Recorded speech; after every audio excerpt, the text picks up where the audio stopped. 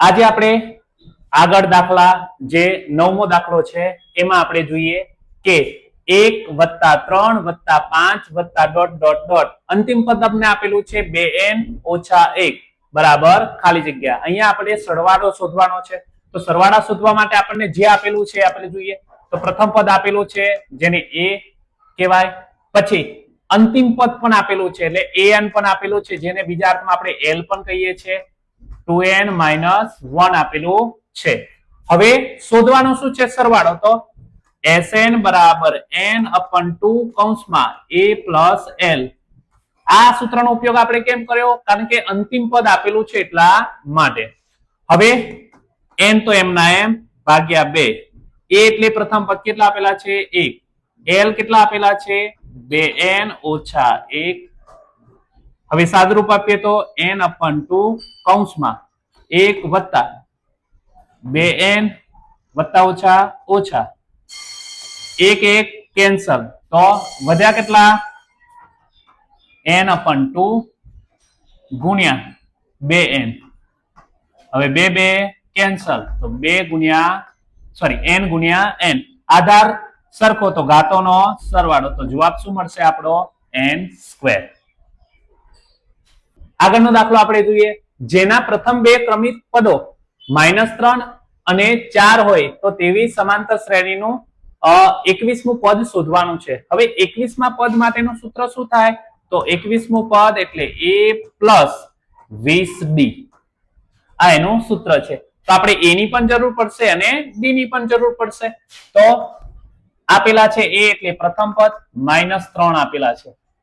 સામાન્ય તફાવત એટલે બીજા પદમાંથી પહેલું પદ બાદ કરવાનું એટલે 4 - -3 એટલે 4 - વત્તા 3 4 ને 3 7 એટલે d બરાબર 7 અને a બરાબર -3. આમાં કિંમત મૂકીએ -3 વત્તા 20 કૌંસમાં 7 -3.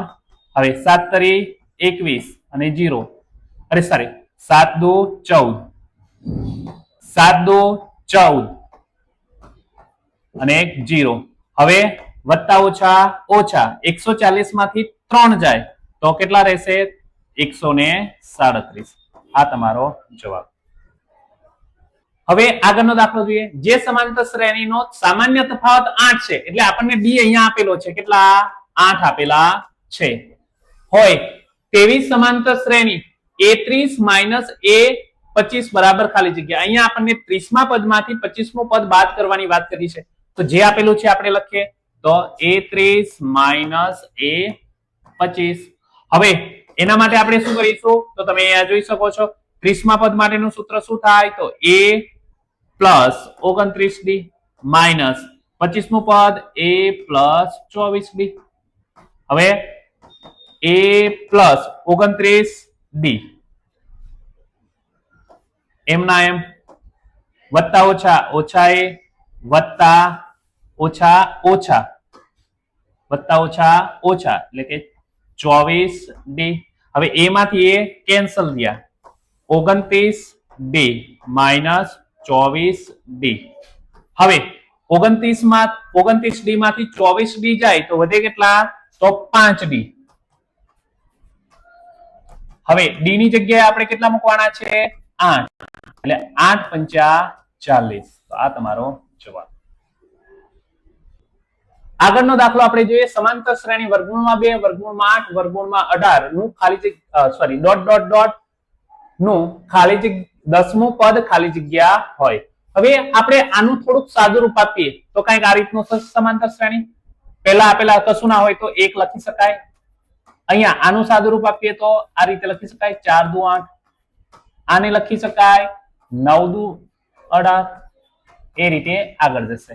એનો મતલબ 1 વર્ગમૂળમાં 2 4 કોનું વર્ગમૂળ 2 નું એટલે 2 વર્ગમૂળમાં 2 9 કોનું વર્ગમૂળ 3 નું એટલે 3 વર્ગમૂળમાં 2. આ રીતે. હવે પ્રથમ પદ તો આપણને આપેલું છે a કેટલા આપેલા છે વર્ગમૂળમાં 2. સામાન્ય તફાવત આપણે શોધીએ તો 2 વર્ગમૂળમાં 2 માંથી 1 વર્ગમૂળમાં 2 જાય તો વધે કેટલા વર્ગમૂળમાં 2.